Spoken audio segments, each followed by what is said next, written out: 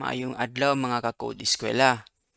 Karon ang atong isgutan kaning layouts. Kaning layouts usa kani siya ka sistema sa Razor Pages no kung diin pwede ka makaset og lahi-lahiin nga mga ah, forma or layouts or formatting or arrangement sa imuhang mga pages. So karon diri ko sa atong example no ato sa ning iparan, basic lang ni siya gyapon nga Razor page tong iparan ha para makita naton sa iyang output nga default. Okay? So sampabuton kadali.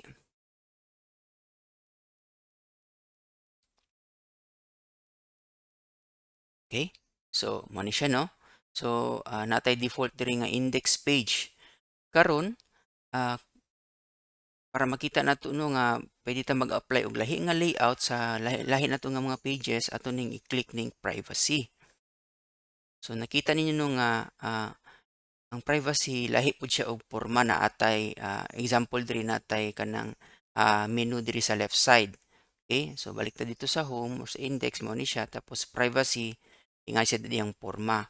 So sa layouts pwede sad ka makabutang og lahi nga mga formation sa imuhang mga section sa imong pages. Karon unsaon nato na siya pag buhat kaning pag-apply og lahi-lahi nga layouts. Okay? So diri sa ato ang pages og shared nga folder natay gibutang diri no nga lahi nga underscore layout2.cshtml.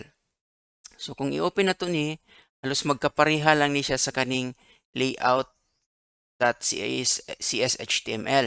So ang naa lang diri is ang kadtong gibutang nato nga katong murag menu sa left side. So mo ni iyahang code. So just as an example no.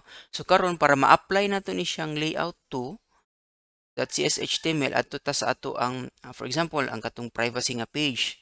So para mabuhat nato na nga makagamit tag lahi nga layout atong iset ang kaning layout is equal to layout 2. Now dili na nato kinahanglan nga sumpayan pa og katong file extension niya kay by default ang Razor engine mangita gyud na siya diri sa pages ug shared nga folder. So tanan diri sa shared pwede na siya gamiton sa ato ang mga individual nga pages. Okay?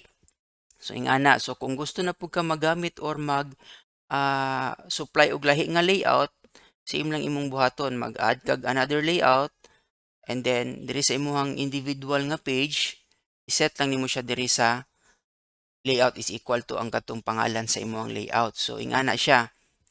So kung makita ninyo nga ingani ang porma diri sa atong privacy policy nga page and then sa index page ang default na to nga page ingani lang siya.